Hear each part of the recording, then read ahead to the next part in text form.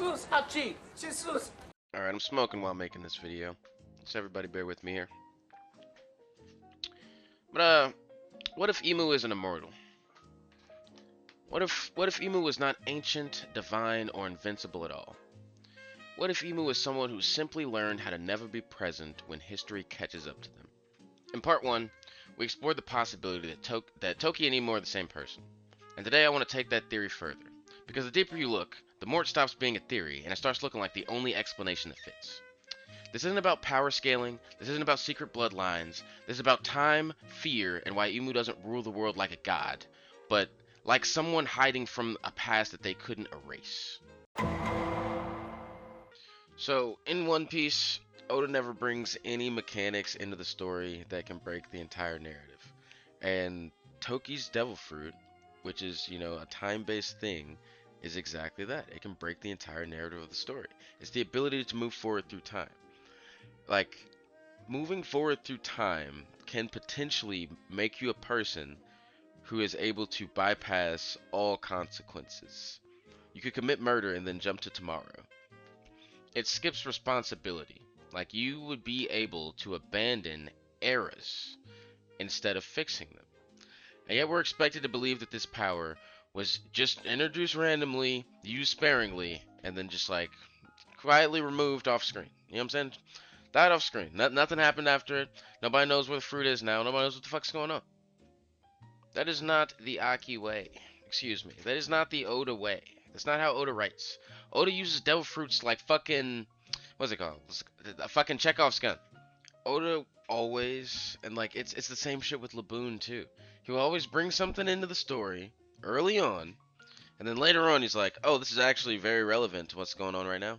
This is actually pertinent to the story. Luffy eating a devil fruit in season 1 of the East Blue and his arm stretching out, and then fucking 1,000 chapters later, that devil fruit is Joy Boy's fucking devil fruit. Like that, you know what I'm saying? Shit like that, where it's like you bring some story element into the narrative, and you know what I'm saying? It seems like, oh, he's just a rubber man now. And you know what I'm saying? It's like he starts to learn hockey and all these other fight techniques and just like using his rubber powers to do stuff.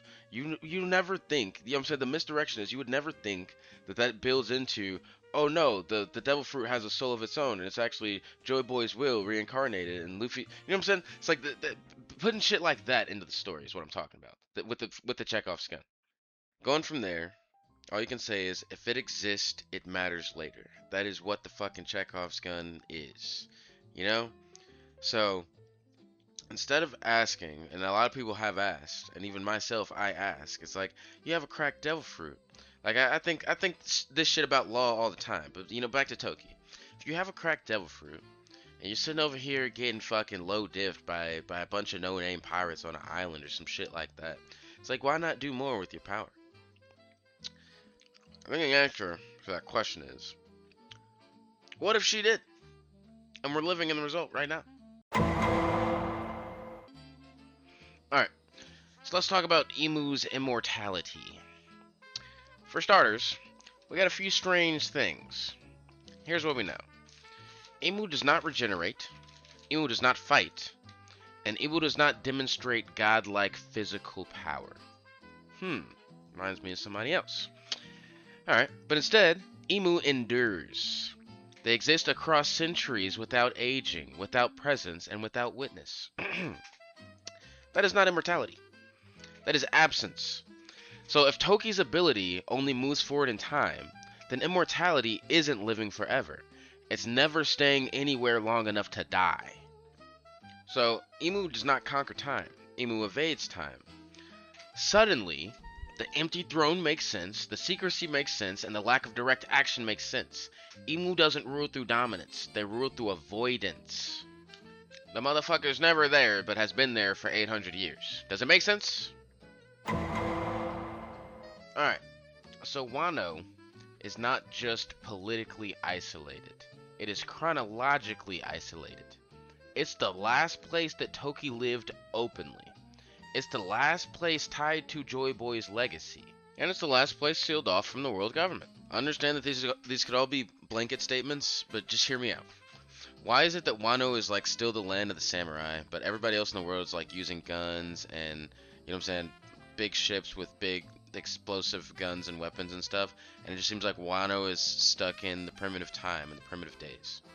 And that's what I mean by like it's time locked from the rest of the world as well. When Wano exists out of sync with the rest of the world, that it means that they're not progressing the same way the rest of the world does. So for over 800 years, the outside world developed global institutions and created a unified government with an advanced military technology. Wano didn't do that. Wano's weapons, culture, structure, and even the geography stayed the same. When Toki first pulled up, she said, "I'm trying to get to the land of Wano." Why the fuck was she looking for that? It was not random places across time. She ended in Wano, and she stayed. So if you can move forward through time endlessly, the one place you're going to try to stop is the one place that you think is safe from manipulation. It's a dead zone. That's why it needs to be opened. Like, Wano is a dead zone for interference. It's a place where history cannot easily be altered, rewritten, or erased. The Kozuki clan's real role is not just stonemasons, they're the custodians of continuity, if that makes any sense. Poneglyphs, the fucking poneglyphs, they are indestructible. They can't be burned, they can't be rewritten, and they can't be updated.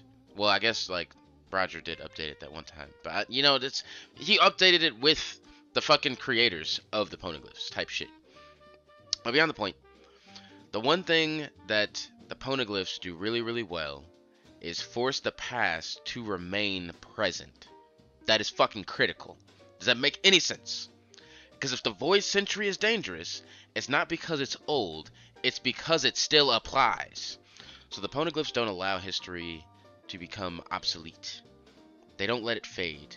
They anchor it. They anchor history. The poneglyphs are anchors of history. Now you might be wondering, what the fuck is an anchor, and why would it be relevant to a pirate show? I don't know. Anchors are important when it comes to time manipulation. So think about time manipulation and how it works. It requires gaps, missing records, flexible narratives, and a future that isn't locked to a past. The Void Century provides exactly that. It's a 100-year hole. But what is the one thing that fucking punches holes in that fucking hole? I don't even know if that makes sense, but yeah. The poneglyphs prevent the Void Century from being fully erased. They say, this happened, it still mattered, and it's not finished. So if you're, you're a time guide and you're trying to, like, you're trying to have the Void Century be a thing. You're trying to make fetch happen. But there's these indestructible things that tell a narrative that, contradicts with your rewriting of the history of the world. You can't destroy these things. So what are you going to do? You're going to destroy every trace of every bit of the lineage of anybody who can read them. If nobody can read the text, you know what I'm saying? Robin's the last person alive. If nobody can read them, if nobody can get to them, then you're fucking, you know what I'm saying? And that's what Imu's doing. I don't even know. It's like, hey guys, I'm cooking here. Just fucking listen. So why is Wano a temporal anchor?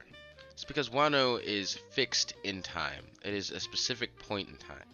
Opening Wano will allow time to pass and progress again. And that is why opening Wano is so important. Imu behaves like someone haunted. If you look at Imu's actions, Imu keeps a giant frozen straw hat. Imu targets specific bloodlines and gets physically fucking triggered when niggas say certain names in front of him. It's not, you know what I'm saying? It makes it seem like something personal is going on. I think the frozen straw hat, it's not a trophy. I think it's more like symbolic. It's a memory that can't move forward. Like, Imu can't erase Joy Boy's existence entirely, so they try to contain it and preserve it and lock it away. And it's because if Imu is Toki, then Joy Boy would represent, and does represent, a moment that she failed to escape. A future she saw and couldn't change. A person that she could not outrun. And I believe that is why Imu reacts emotionally and not strategically. Because it's not about ruling the world, it's about making sure one specific moment never happens again. And yeah, Imu is afraid. Imu is afraid of the present moment catching up. Emu was afraid of history repeating itself and afraid of being forced to live through a moment that they skipped once already. So here's the most important implication. The final conflict of One Piece will not be decided by who punches harder, who has the biggest army, or who controls the ancient weapons. It will be decided by whether time can still be manipulated. You see, Joy Boy represents a fixed point, a truth that must happen. And that's what I was talking about in the previous video about devil fruits reincarnating, or you know what I'm saying, inhabiting the will of unfulfilled dreams and wishes like that. So it's like this dream has to be fulfilled for everything to move forward and progress. So Luffy himself, he does not plan. He doesn't escape. He doesn't run from consequences. He lives entirely in the present moment. And that's what makes him the perfect counter to Emu, a person who has spent centuries avoiding it. If Emu was Toki, then defeating them doesn't mean, Luffy's not going to kill Toki. It would mean taking away Toki's ability to leave, to escape the present moment into the future, forcing them to face history. Not the past, not the future, but the present moment. Forcing Emu into the present moment, you know what I'm saying, into the world of Luffy.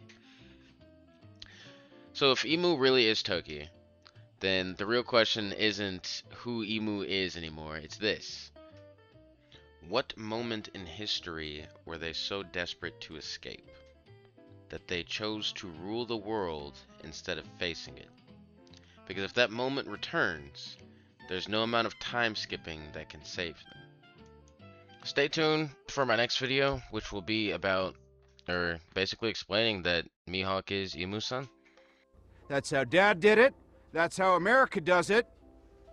And it's worked out pretty well so far.